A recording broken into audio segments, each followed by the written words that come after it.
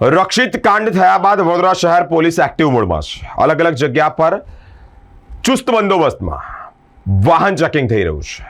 ગતરોજ મોડી રાત્રે વડોદરા શહેરના સંગમ 4 રસ્તા પાસે કુંભારવાડા પોલીસ સ્ટેશનનો સ્ટાફ સાથે જ વારસિયા પોલીસ સ્ટેશનનો સ્ટાફ સંયુક્ત પોલીસ કર્મીઓ વાહન ચેકિંગમાં લાગ્યા છે. બ્રેથ એનાલાઇઝર મશીનથી વાહન ચાલકોનું ચેકિંગ પણ કરવામાં આવી રહ્યું છે. તેઓ નશાની હાલતમાં છે કે કેમ તે અંતર્ગત પણ ચેકિંગ કરવામાં આવી રહ્યું છે. ડેકી ચેક કરવામાં આવી છે. સાથે સાથે મોડિફાઈડ જે સાયલેન્સરો છે, જે અવાજ કરે છે, તેવા વાહનોને ડિટેન કરવામાં આવ્યા છે અને આ વાહનોને પોલીસ સ્ટેશન મોકલવામાં આવ્યા છે.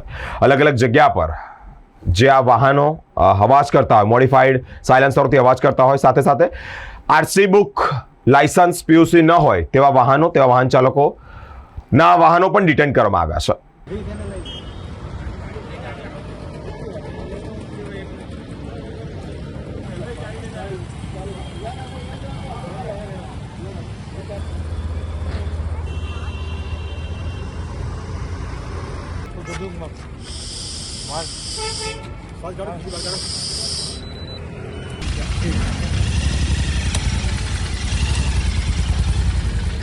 સંગમ 4 રસ્તા જ્યાં બે પોલીસ સ્ટેશનની હદ લાગે છે, કુંભારવાડા અને વારસિયા, બંને ઝોન 4 માં આવે છે.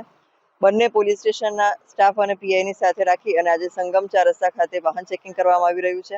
અહીંયા પાનનો ગલ્લો અને ચાની લારી છે, જ્યાં ખૂબ જ પ્રમાણમાં લોકો બેસી રહે છે અને યુવા વર્ગ મોટી પ્રમાણમાં અહીંયા એકત્ર થાય છે. એટલે અમે લોકો અત્યારે અચાનક અહીંયા આવી અને ચેકિંગ કર્યું ત્યારે ઘણા બધા નંબર પ્લેટ વગરના વ્હીકલ્સ 2 વ્હીલર મળી આવ્યા છે અને મોડિફાઈડ 2 વ્હીલર્સ પણ મળી આવ્યા છે, જેને ડિટેન કરેલા છે.